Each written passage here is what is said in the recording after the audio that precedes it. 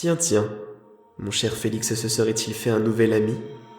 Cette voix, c'était toujours la même après 14 ans. Le roux se retourna et resta cloué sur place. Il était grand, il était majestueux. Siléo le toisait d'un regard curieux, tandis qu'il était ébahi par sa splendeur, ses boucles dorées, ses yeux noisettes, et sa tenue vestimentaire, une tenue si raffinée.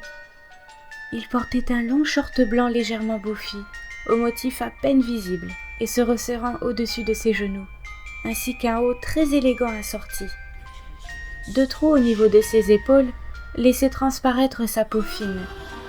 Une fraise toute fringante camouflait la totalité de son cou, et par-dessous ses vêtements, il portait une combinaison d'un bleu pâle très fin, recouvrant son ventre, ses bras et ses jambes.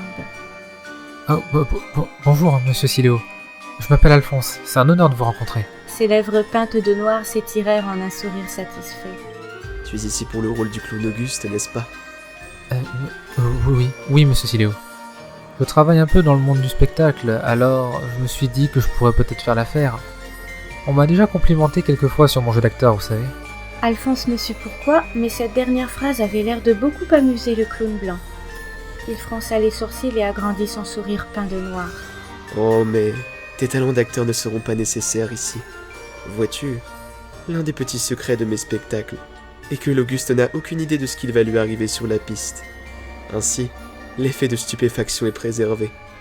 Tu n'auras pas besoin de jouer la peur, étant donné que tu seras naturellement effrayé. Quoi qu'il en soit, si tu as fait le chemin jusqu'ici, c'est que tu es particulièrement intéressé par l'offre. Une chance que tu sois dans le monde du spectacle. Ce n'est pas toujours le cas. Mais le poste est déjà pris par Félix, non ? C'est exact. Mais qui suis-je pour ignorer un talent tel que le tien ? Un deuxième Auguste ne sera pas de trop. Il déposa l'une de ses mains gantées d'un pompon blanc sur l'épaule du jeune homme, ravi du compliment. Bienvenue au cirque ambulant de Siléo, Alphonse. Après ces brèves présentations, le clown amena Alphonse à l'intérieur de son chapiteau. L'ambiance à l'intérieur y était glauque. Il n'y avait pas d'autre mot. Le sable censé être blanc avait pris une teinte rosée par endroits, et on pouvait y trouver ce qui ressemblait à des auréoles de sang.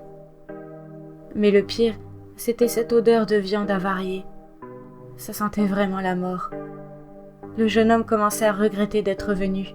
Il n'était pas préparé à ça. Je vois dans ton regard que tu n'es pas très confiant, Alphonse.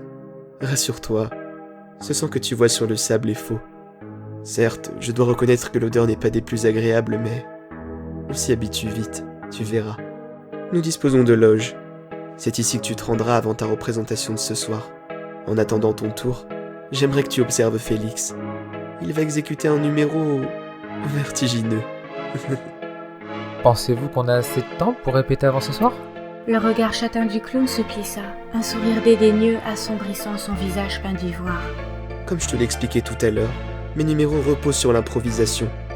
Alors ne me parle pas de répétition, veux-tu ? Alphonse eut un rire nerveux. Attendez, vous êtes en train de me dire que je vais me retrouver face à des centaines de personnes, mais que je n'aurai absolument rien à faire ? Aussi, tu auras quelque chose à faire, mon cher Alphonse. Et pas n'importe quoi. Il lui tourna le dos et souffla « Écoutez le son de ma voix et survivre. » Et il quitta les loges. Il le laissait en plan après une réplique pareille. Il ne savait pas si ce clown était un génie ou un psychopathe refoulé. Sûrement les deux à la fois. Et pourtant, il ne voulait pas rebrousser chemin. Il ne voulait pas quitter cet endroit. Ce que n'importe quel être humain sensé aurait fait. Pourquoi, il n'en savait rien. Ce cirque l'attirait irrésistiblement. Mais pour le moment, tout ce dont il avait envie, c'était de prendre une grosse bouffée d'air frais. L'odeur de viande faisandée l'incommodait réellement. Comment pouvait-il bosser dans des conditions pareilles ? Il était passé 23h30. Le spectacle d'Halloween allait bientôt commencer. Félix et Alphonse, habillés et maladroitement maquillés, patientaient avec appréhension derrière le rideau pourpre menant à la piste. Mais le brun semblait nerveux. Aussi, le jeune homme déposa une main sur son épaule. Hé, ça va aller ? Ouais. Je me demande juste ce que Siléo va me faire. Le clown coloré se tourna vers Alphonse, un sourire timide sur les lèvres. Mais je dois avouer que j'aime beaucoup ça, l'improvisation. Je pense que ça apporte un charme surprenant. Dis-moi, est-ce que tu penses que ça peut être dangereux? Félix souffla du nez. T'inquiète pas, Alphonse. C'est qu'un spectacle de cirque parmi tant d'autres. Il observa le public particulier qui était celui de Siléo. Regarde-les. Il faut vraiment être timbré pour vouloir assister à ce genre de spectacle. Ouais, t'as pas tort. Mais je crois qu'il faut l'être encore plus pour vouloir y participer, tu ne crois pas? Et maintenant, mesdames et messieurs, veuillez applaudir très fort notre premier Auguste de la soirée, Félix. L'interpellé adressa un clin d'œil complice au rouquin, avant de positionner correctement son nez rouge au milieu de sa figure. Un point pour toi. À tout à l'heure, mon ami. Il y eut un tonnerre d'applaudissements pour l'Auguste, qui effectua quelques cabrioles avant de saluer fièrement l'assemblée. Il était une fois Félix. Félix était un clown Auguste remarquable, drôle, inventif et robuste. Mais saviez-vous que Félix était aussi acrobate? Les spots éclairèrent soudainement des trapèzes suspendus à au moins 30 mètres de hauteur. Le clown coloré les observa d'un œil inquiet. Et oui, mes amis, ce soir, Félix va nous exécuter son plus beau numéro. Et peut-être bien le dernier. L'assemblée jubila et tapa dans ses mains avec ferveur. Siléo était très fort comme chauffeur de salle. Notre clown coloré se dirigea vers l'échelle en bois menant au plongeoir.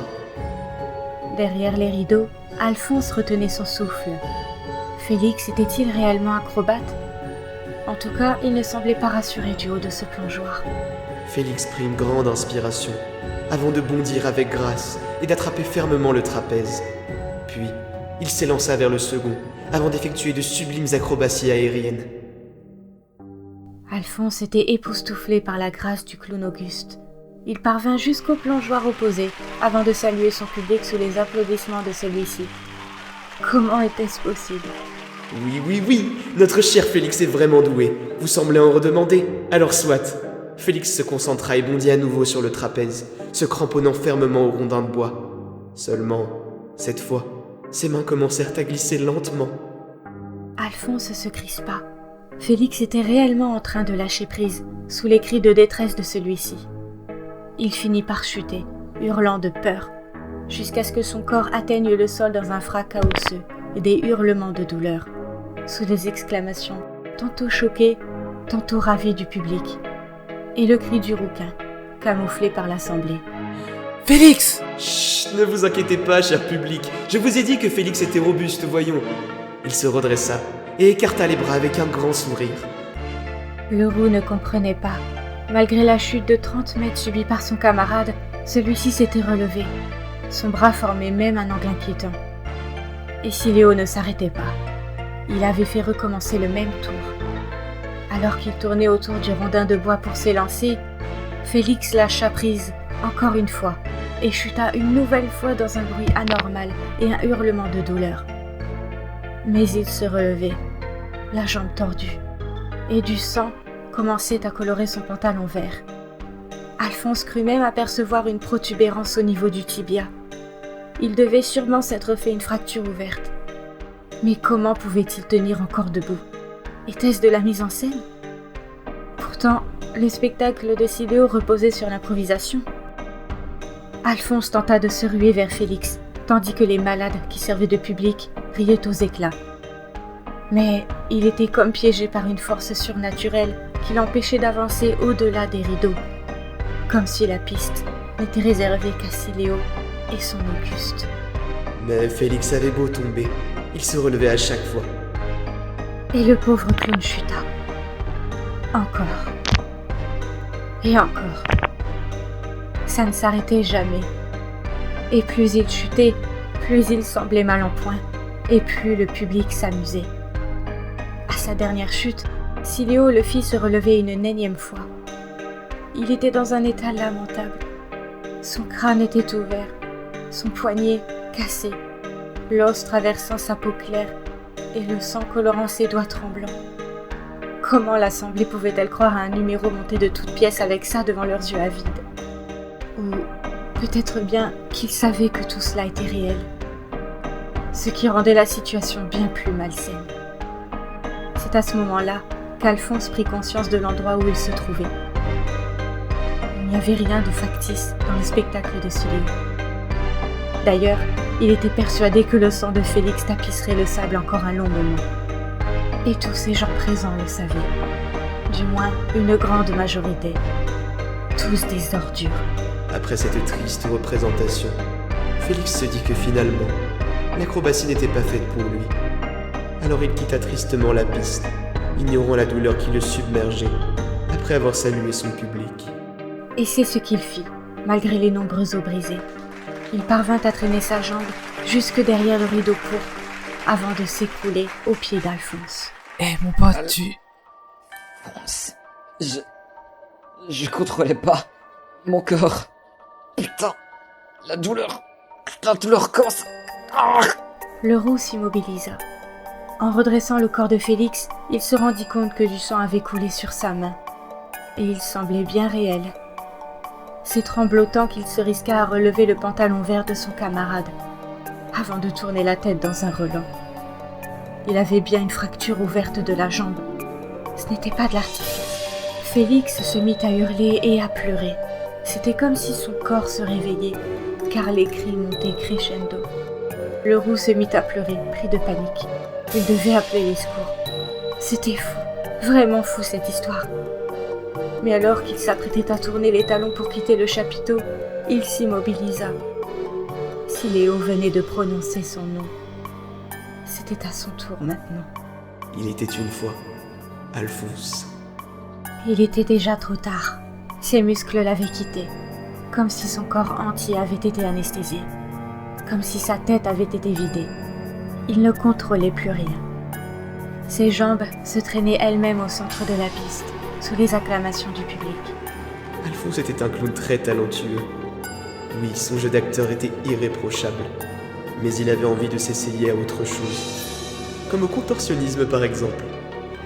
Extérieurement, le jeune homme arborait un grand sourire plein de vie. Mais à l'intérieur, il mourait de peur.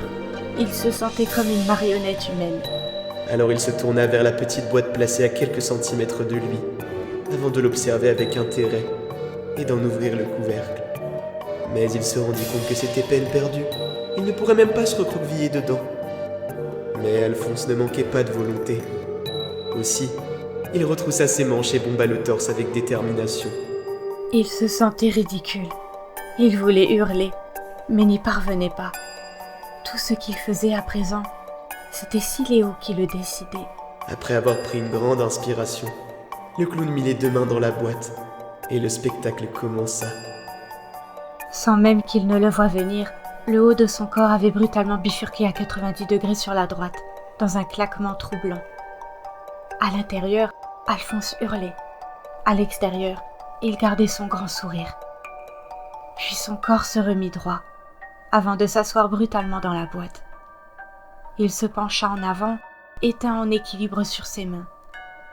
Ce fut au tour de sa jambe de s'étendre anormalement en arrière pour arriver par-dessus son épaule. Il sentit clairement ses vertèbres s'entrechoquer et son bassin pivoter dans un frottement insupportable. Sa deuxième jambe en fit de même. Pour finir, il agrippa ses pieds et tira de toutes ses forces pour se rouler en boule le plus possible et gagner un maximum de place. Siléo n'avait plus qu'à refermer le couvercle de la boîte dans un sourire mauvais. Mais avant cela, il adressa une dernière phrase à l'encontre du rouquin. Très belle représentation, Alphonse. Je te remercie de t'être déplacé jusqu'à mon chapiteau. Siléo se tourna vers l'assemblée ravie, mais gourmande. En effet, malgré 2 spectacles éprouvants, il s'en redemandait. Mais vous êtes particulièrement en forme ce soir, dites-moi. Bien, bien. Puisque vous êtes si enthousiaste, je ne peux vous refuser une dernière histoire. Malheureusement, je n'ai plus de clown sous la main. Que faire ? Siléo se frotta le menton. Il n'avait plus personne à manipuler sous la main. C'est alors qu'une idée lui vint à l'esprit. Oh, mais bien sûr. Très bien. Mes amis, préparez-vous. Le clown blanc se rappelait d'une histoire qu'une jeune femme lui avait contée il y avait plusieurs mois de cela. Elle était allée le retrouver à la fin du spectacle, impressionnée par ses prestations. Ils avaient discuté des heures durant, jusqu'à ce qu'elle finisse par raconter une histoire qu'elle était en train d'écrire. Histoire mettant en scène un clown au pouvoir très particulier. Tout se passait tellement bien dans ce récit. Le protagoniste était heureux dans ce cirque. Tout le monde l'adulait. Pour Siléo, c'était ennuyeux à mourir. Il fallait y ajouter un peu de piquant. Un sourire mauvais se dessina sur le visage maquillé du clown blanc. C'était la première fois qu'il s'apprêtait à donner vie à une histoire qui ne lui appartenait pas. Cela promettait d'être très intéressant. Au départ, cette histoire n'était qu'un conte innocent dédié aux enfants. Et puis ça a mal tourné sans qu'on ne sache pourquoi. Il était une fois Hamlop.